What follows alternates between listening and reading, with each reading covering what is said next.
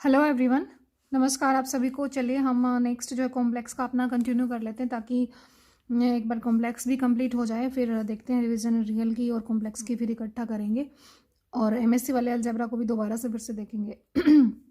तो एक बार इसको ख़त्म कर लेते हैं। तो इसमें आपका क्या है आप देख लेते हैं। इम्पोर्टेंट थ्योरम्स जो हैं हम यहाँ तक हम कर चुके हैं, ये डेफिनेशंस हम कर चुके थे मल्टीपल कनेक्टेड रीजन वगैरह की, मल्टीपल पॉइंट की, तो जॉर्डन आर्क की, रेगुलर आर्क, कंटूर की, ये सब हम कर चुके हैं।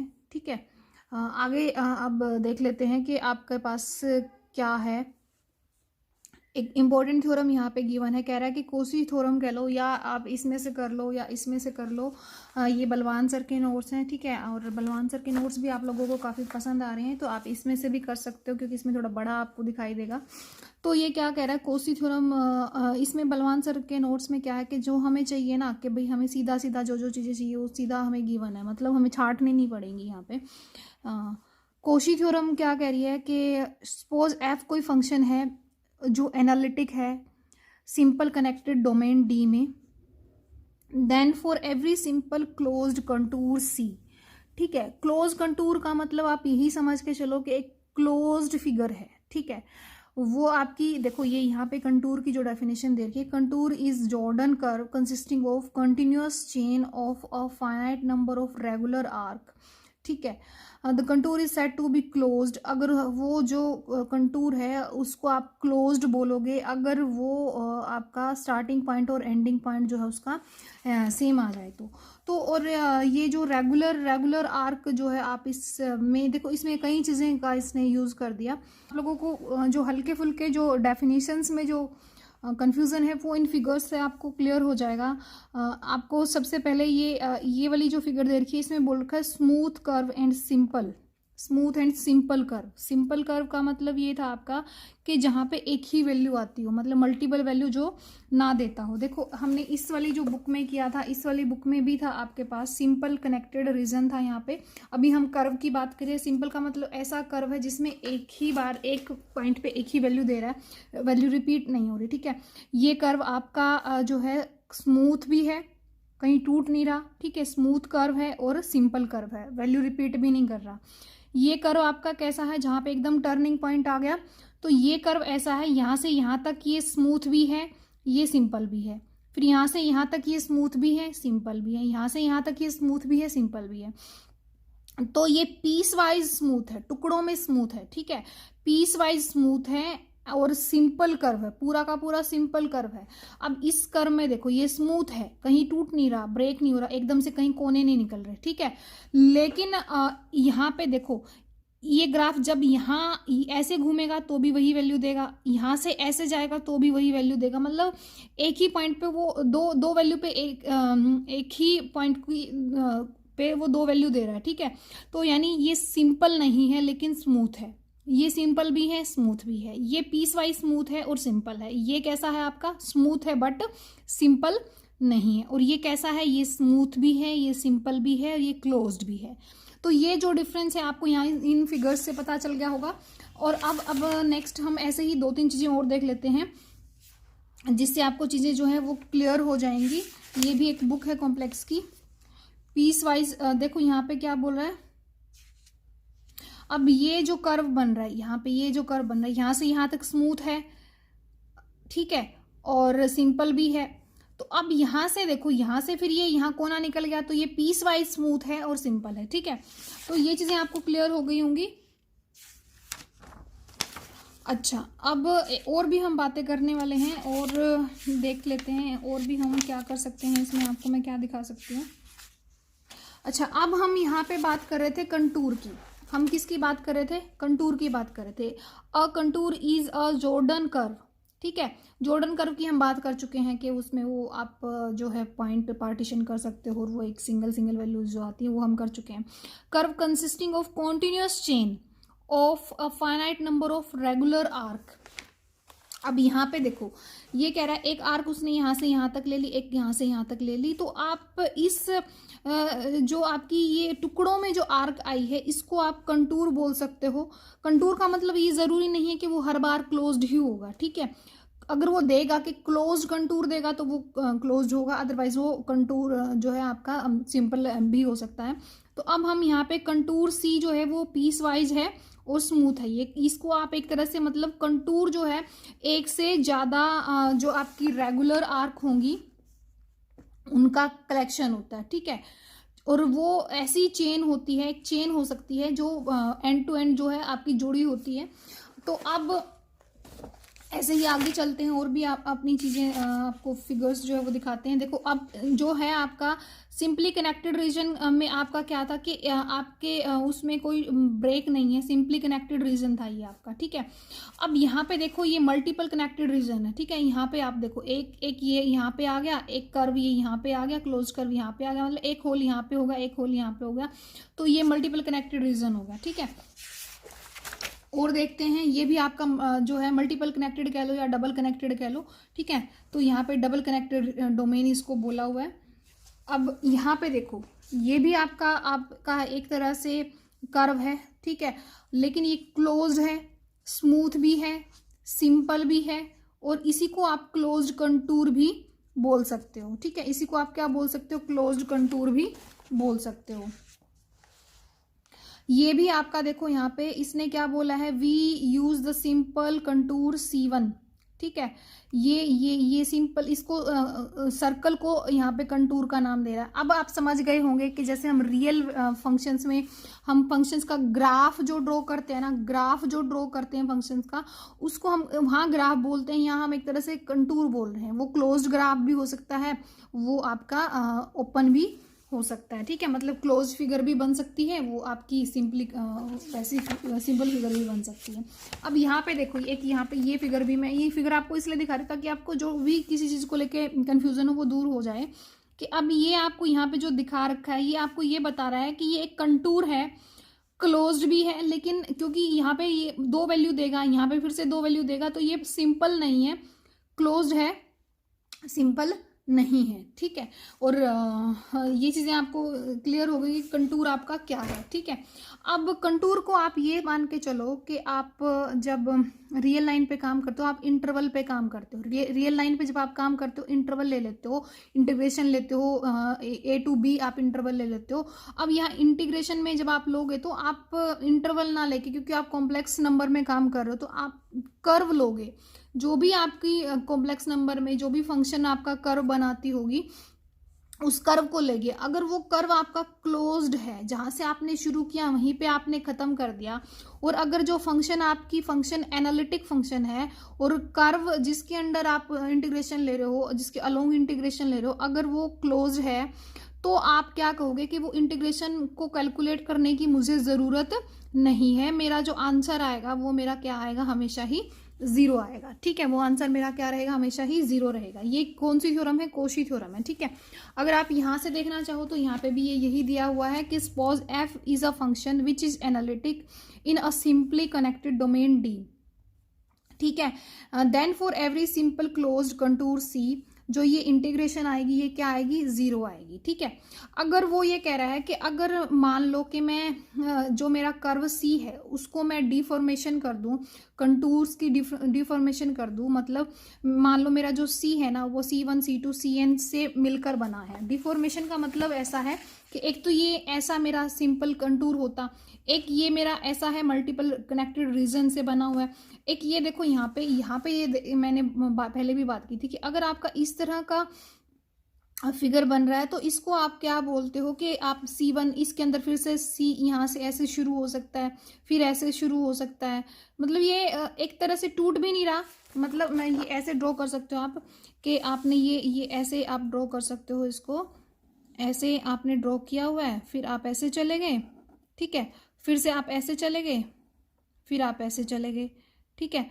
तो आप इस तरह से मतलब आप इसको कहीं बंद भी नहीं कर रहे और कहीं रुक भी नहीं रहे, तो मतलब ये काफ़ी सारे इस तरह से रीजन आपका कनेक्टेड रीजन आएगा और एक रीजन का दूसरे रीजन में एंट्री भी नहीं है, ठीक है। तो ये देखो यहाँ पे ये सारी ही चीज़ें यहाँ पे लिखी हुई हैं कि डी एक डबल कनेक्टेड रीजन है और ये C1 C2 C3 CN है, इनके बीच में जो भी मतलब पॉइंट है वो कुछ भी मैच नहीं करता। C1 में अलग पॉइंट है, C2 में अलग है, मतलब ये आपस में इंटरसेक्ट नहीं करते। तो जैसे आप अब आपका यहाँ पे जो पॉइंट है वो यहाँ वाले पॉइंटों के साथ, यहाँ पे जो पॉइंट है वो यहाँ वाले पॉइंटों के साथ इंटरसेक्ट नहीं करेंगे। तो अगर आपको पूरे सी पे आपको अगर बाहर वाला जो आउटर बाउंड्री को आप C1 कह रहे हो या C कह रहे हो तो वो क्या रहेगा आपका बाकी के एडिशन के रूप में आ जाएगा। यहाँ पे उसने इसको सिंपली C कह दिया और C को उसने C1 C2 CN के एडिशन के रूप में लिख दिया। तो आप इस तरह से भी लिख सकते हो। अब अगर यहाँ पे आप कोशी थ्योरम अगर लगाना चाहते हो तो अगर ये हर एक रीजन आपका जो है क्लोज्ड रीजन होता और इन सब का जोड़ होता तो ये 0 बन जाता, लेकिन अब क्योंकि ये एंडिंग पॉइंट और बिगिनिंग पॉइंट इनका सेम नहीं रहेगा तो ये एडिशन आपका 0 नहीं रहेगा। ठीक है।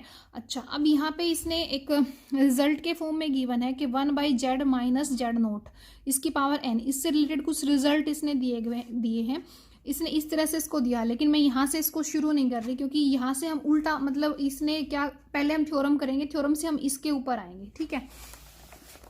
तो हम यहाँ पे बात कर रहे थे, यहाँ पे ये क्या कह रहा है नेक्स्ट कि कोशी इंटीग्रल का ना एक फॉर्मूला उसने बनाया है। उसने क्या कहा है कि अगर मेरे पास फॉर्मूला, मेन फॉर्मूला आपका ये बनता है, यहाँ पे मेन फॉर्मूला आपका क्या बनता है, ये बनता है। इसको मैं पेपर पे करा देती हूँ।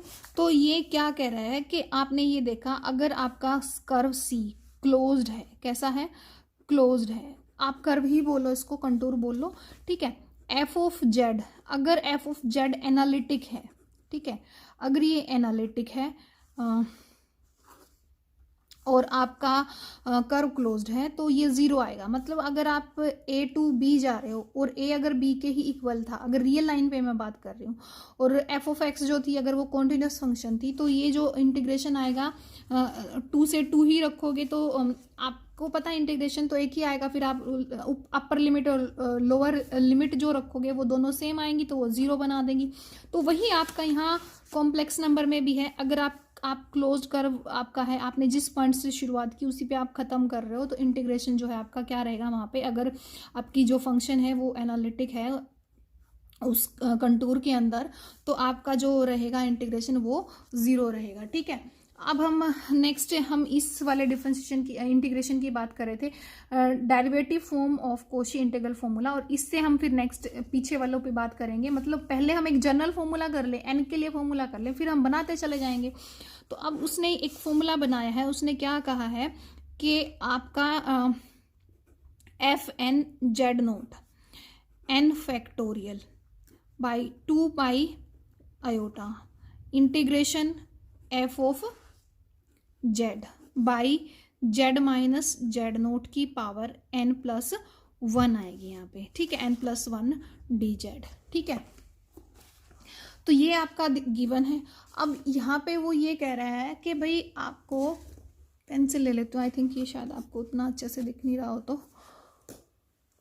तो अब हम इसको उल्टा, कई बुक्स में इसको उल्टा लिखा होता है, कई बुक्स में इसको ऐसा लिखा होता है, integration of f of z minus Z note की पावर n+1 कह लो। यहाँ क्लोज कर्व जो भी C होगा dz होगा, वो क्या करते हैं इस 2 pi iota by n factorial f का nth डेरिवेटिव, और उसमें मैं क्या पुट कर दूँ, जेड नोट। कई इस फॉर्मूले को ऐसे लिखते हैं, कई इस फॉर्मूले को ऐसे लिखते हैं। ठीक है। अब आप लोगों के दिमाग में ये बात आ रही होगी कि आपका जब फंक्शन एनालिटिक, जहाँ पे फंक्शन f ऑफ z जो है वो कैसी है, एनालिटिक है। ठीक है, वो कैसी है, एनालिटिक है। अच्छा, तो यहाँ पे भी एनालिटिक, हाँ एनालिटिक है। ठीक है। तो अब अगर फंक्शन आपकी एनालिटिक है तो फिर ये 0 क्यों नहीं हुई? अगर हम ऊपर वाले फॉर्मूले से चल रहे थे तो वो तो 0 आ रहा था, तो ये 0 क्यों नहीं हुई? ये 0 इसलिए नहीं हुई क्योंकि जो आपका जो आपका ये नीचे वाली टर्म है ये ज़रूरी एफ ऑफ जेड तो एनालिटिक है, लेकिन जेड माइनस जेड नोट भी एनालिटिक हो वहाँ पे ये ज़रूरी नहीं है। तो यहाँ पे एनालिटिसिटी अगर फेल हो रही है तो फिर जो है आपका ज़रूरी नहीं है, क्योंकि कर्व का कॉन्टिन्यूस होना ज़रूरी है। जैसे यहाँ पे रियल लाइन में, वैसे ही यहाँ पे कर्व का एनालिटिक होना ज़रूरी है, फंक्शन का एनालिटिक होना ज़रूरी है ज़ीरो बनाने के लिए। तो हो सकता है कि इस पॉइंट पे वो एनालिटिक ना हो, तो इसका मतलब यहाँ पे ये ज़ीरो बनने से इसको रोक देगी। इसको अगर आप फॉर एग्जांपल देखना चाहो, मान लो कि मेरा जो कंटूर है ना, जो मेरा कंटूर है सी, वो मेरा है सर्कल। कैसा सर्कल है? जिसका रेडियस कितना है? 3 है।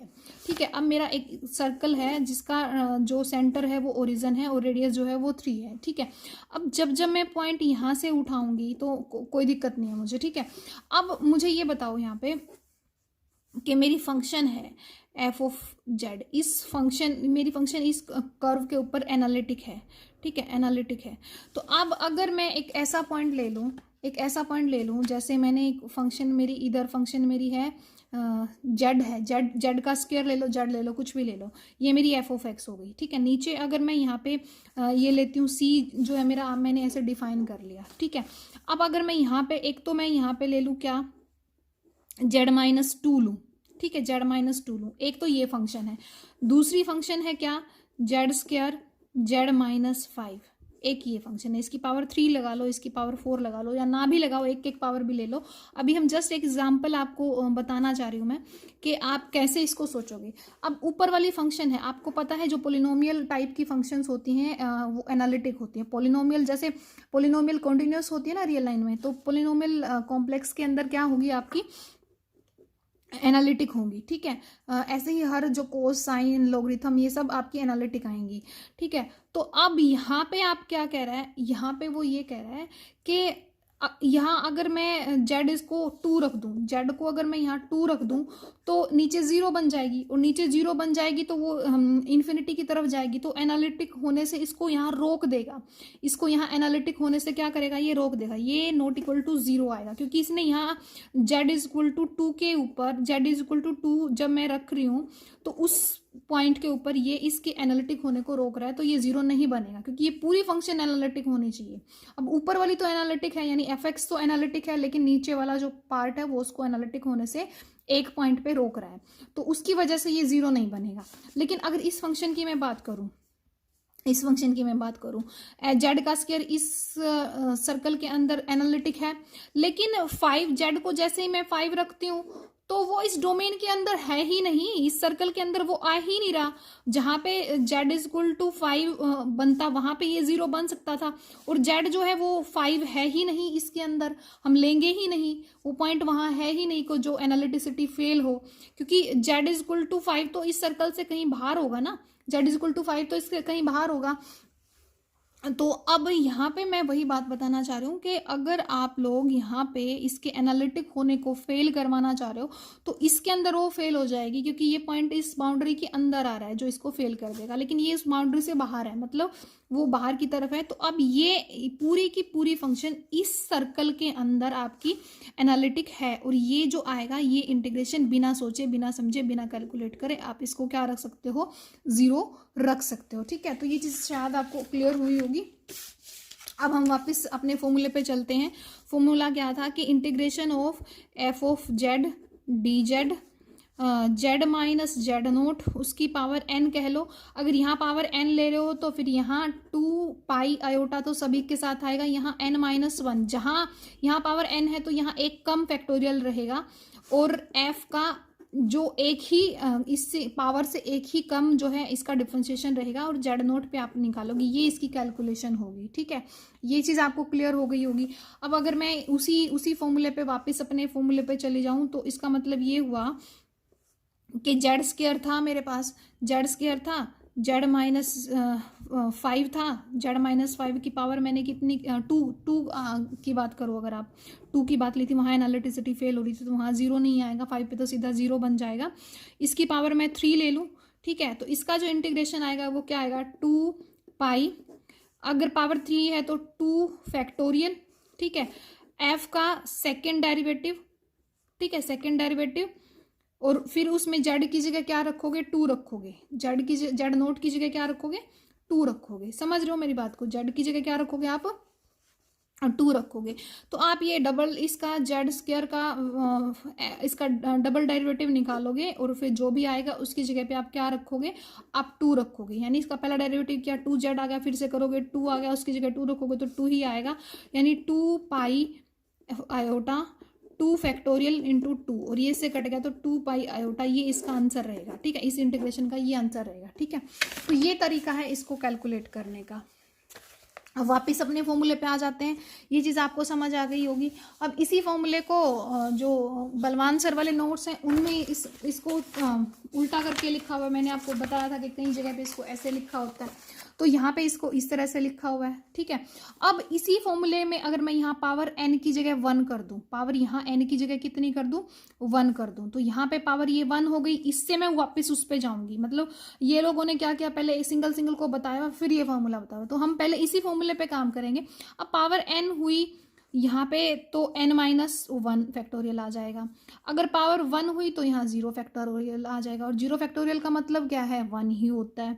और यहाँ पे आपका अब क्या रहेगा, यहाँ पे जब आपका रहेगा, यहाँ पे आपका डेरिवेटिव नहीं होगा, मतलब 0 डेरिवेटिव, मतलब डेरिवेटिव नहीं होगा, सिंपली फंक्शन ऐसे की ऐसी आ जाएगी। तो अब ये चीज़ भी आपको क्लियर हो गई होगी। ऐसे ही इन नोट्स में भी ये बाद में बताया हुआ है, तो ये आप समझ आए होंगे कि ये चीज़ आपकी क्या है, कैसे काम करेगी। अब इस वाले फॉर्मूले को और देख लेते हैं। इसने बलवान सर के नोट्स में दिया हुआ है। यहाँ इसने एफ ऑफ जेड को 1 लिया हुआ है। एफ ऑफ जेड ऊपर देखो ये 1 लिया हुआ है। अगर आप इसको 1 ले लोगे तो आपको पता है पावर फिर n है। आप अगर n है और n का डिफ्रेंशिएशन करोगे, 1 का डिफ्रेंशिएशन करोगे 0 आएगा। मतलब n की वैल्यू अगर 2 हुई तो डिफ्रेंशिएशन करना पड़ेगा। देखो n की वैल्यू 1 हुई, n की वैल्यू अगर यहाँ 1 हुई तो डिफ्रेंशिएशन यहाँ नहीं लेना पड़ेगा। लेकिन n की वैल्यू 2 हुई तो यहाँ पहला डिफ्रेंशिएशन आएगा। n की वैल्यू यहाँ 3 हुई तो यहाँ दूसरा डिफ्रेंशिएशन आएगा। n की वैल्यू यहाँ 4 हुई तो यहाँ तीसरा डिफ्रेंशिएशन आएगा। अब अगर f1 है और उसकी पावर 1 है तो वहाँ डिफ्रेंशिएशन नहीं लेना पड़ेगा, सीधा 2 पाई आयोटा आ जाएगा और एफ ऑफ जेड नोट आएगा। और एफ ऑफ जेड नोट तो है ही 1, एफ ऑफ जेड नोट तो है ही क्या, 1 है। ये चीज़ आपको क्लियर हो रही होगी कि एफ ऑफ जेड जो है यहाँ 1 है। तो जब आप ये वाला फॉर्मूला आप वहाँ लगाओगे, इस फंक्शन के अंदर लगाओगे, तो 2 पाई आयोटा आंसर आ जाएगा, 2 पाई आयोटा आंसर आएगा। लेकिन अगर आपने यहाँ पे पावर n की वैल्यू 1 से ज़्यादा ले ली, 2 ले ली, 3 ले ली, जो भी ले ली, तो आपका फिर क्या रहेगा, डिफ्रेंशिएशन करना पड़ेगा। अगर पहला डिफ्रेंशिएशन किया, 1 का पहला डिफ्रेंशिएशन करोगे 0 बना देगा, तो इसलिए ये रिजल्ट क्या देगा, 0 रहेगा। अगर n जो है वो 1 के अलावा कुछ और हुआ तो डिफ्रेंशिएशन लेना पड़ेगा, तो 0 बना देगा, क्योंकि कांस्टेंट टर्म है तो इसका डिफ्रेंशिएशन करोगे 0 आएगा। लेकिन यहाँ पे आपका क्या रहेगा, अगर n 1 हुआ तो डिफ्रेंशिएशन लेने की ज़रूरत नहीं पड़ेगी, तो फिर 2 पाई आयोटा इसका आंसर रहेगा। तो ये आज का आपका कुछ था आपका एक यहाँ पे ना, ये हमारी बुक में नहीं है लेकिन ये इन बलवान सर के नोट्स में ही है। वाइंडिंग नंबर इसने बताया हुआ है। वाइंडिंग नंबर का मतलब ये है कि कोई पॉइंट है एक, दूसरा पॉइंट है बी, आप उसके चारों एक कर्व, आप कोई कर्व उसने दिया हुआ, जैसे gamma is a close contour इसने दिया हुआ है। यहाँ पे देखो ये gamma is a close contour की फॉर्म में इसने दिया हुआ है। तो ये क्लोज कंटूर क्लॉकवाइज इस ए को कितनी बार राउंड कर रहा है, वाइंडिंग मतलब कितनी बार इसके चक्कर मार रहा है। ए के कितनी बार चक्कर मारे इसने, 1 बार मारे। बी के कितनी बार चक्कर मारे, 0 बार। तो यहाँ पे इसने एक फॉर्मूला बना लिया कि नंबर ऑफ वाइंड्स, ठीक है, नंबर ऑफ कि वो उसकी तरफ कितनी बार चक्कर काट रहा है। ए के कितने काटे, 1, बी के कितने काटे, 0, ए के यहाँ कितने काटे उसने। अगर वो एंटी क्लॉकवाइज काटता है तो वो पॉजिटिव में आएगा, अगर वो क्लॉकवाइज काटता है तो वो नेगेटिव आएगा। तो यहाँ -1 आ गया। बी का कितना हुआ, 0। अगर मैं यहाँ पे देखती हूँ तो सी के इसने 2 चक्कर काटे हैं। सी के इसने कितने काटे हैं, 2 चक्कर काटे, और दोनों ही एंटी क्लॉकवाइज काटे, दोनों ही पॉजिटिव डायरेक्शन में काटे हैं। ठीक है, तो इसका मतलब सी के 2 आ गए। यहाँ पे इसको इस तरह से लिखोगे, number of windings of close curves gamma of the point C. ठीक है, और बी के इसने कितने काटे, 0, ए के कितने काटे, 1। तो ये एक नई डेफिनेशन है, आप ये देख लो, हो सकता है कि कुछ पूछ ले, अदरवाइज इसमें से कुछ आने वाला है नहीं। तो अभी हम यहाँ पे बात कर रहे थे Cauchy integral formula in terms of winding number. अगर वो ये कह रहा है कि अब इसका इसने अगर ये चीज़ इसने यहाँ बताई है तो कोशी इंटीग्रेशन का जो फॉर्मूला है तो उसमें क्या मैं इसका इस्तेमाल कर सकता हूँ कि अगर मैं यहाँ पे इंटीग्रेशन कर रही हूँ, मैं गामा ले रही हूँ, एफ ऑफ जेड ले रही हूँ, जेड माइनस ए की बात कर रही हूँ, तो उसने ये कहा है कि मुझे फिर कैलकुलेशन करने की ज़रूरत नहीं है अगर इस कर्व ने ए को घेरा है। अगर उसने ये, क्योंकि नेट के लिए नोट्स हैं तो ये इसने शॉर्ट ट्रिक बना रखी है एक तरह से कैलकुलेट करने की। ऊपर एक तो हम इस मेथड से कैलकुलेशन कर सकते हैं, लेकिन अगर हम शॉर्ट ट्रिक चाहते हैं, चुटकियों में काम करना चाहते हैं, न्यूमेरिकल्स को जल्दी करना चाहते हैं, तो उसने कहा कि इस टाइप का जो इंटीग्रेशन आएगा, अगर ए को ये कर्व जितने बार घेरता होगा बस 2 पाई आयोटा और number of windings, 2 pi iota number of windings and F of A, ये कैलकुलेट कर लो तो आप इसको कैलकुलेट कर पाओगे बड़े आराम से। ठीक है, ये चीज़ दे रखी है, लेकिन आप ये ध्यान रखना यहाँ नीचे की तरफ जो है, नीचे की तरफ पावर 1 है, नीचे की तरफ पावर n नहीं है, नीचे की तरफ पावर कितनी दे रखी है उसने, 1 दे रखी है। ठीक है, आगे ये मोरेरास थ्योरम भी दे रखी है, इसको कन्वर्स ऑफ कोशी थ्योरम भी बोलते हैं, मोरेरास थ्योरम को ही कन्वर्स ऑफ कोशी थ्योरम भी बोलते हैं। इफ एफ जेड जो है वो कॉन्टिन्यूस है in the domain, in the region D, अगर वो कॉन्टिन्यूस है रीजन डी में, और जो ये इंटीग्रेशन जो है taken around any close contour in D, अगर वो 0 बन जाता है तो समझ जाओ कि जो फंक्शन है वो एनालिटिक है। कोशी ने तो ये कहा था अगर क्लोज्ड कंटूर है, फंक्शन एनालिटिक है, तो इंटीग्रेशन 0 आएगा। मोरेरा ने क्या कहा कि क्लोज कंटूर है और इंटीग्रेशन अगर 0 आ गया तो समझ जाओ कि जो फंक्शन है एफ ऑफ जेड वो एनालिटिक है। यानी एक तरह से कोशी थ्योरम का मोरेरा थ्योरम क्या है, कन्वर्स पार्ट है, तो ये भी इंपॉर्टेंट है। ठीक है, आगे ये बता ही रखा कि इसी का ही मॉडिफाइड कन्वर्स पार्ट है।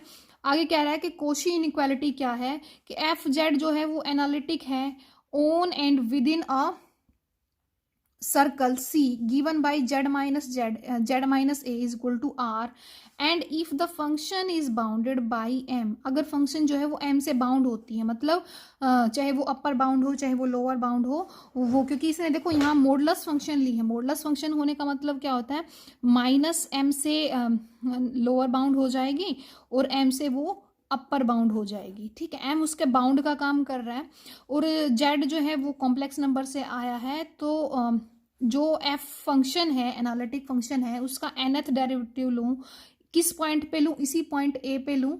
ठीक है, जहाँ पे a, इसका मतलब समझते हो, इसका मतलब ये है एक ऐसा कॉम्प्लेक्स नंबर में, इसका मतलब ये है कि एक सर्कल जिसका सेंटर a है और जिसका रेडियस कैपिटल R है।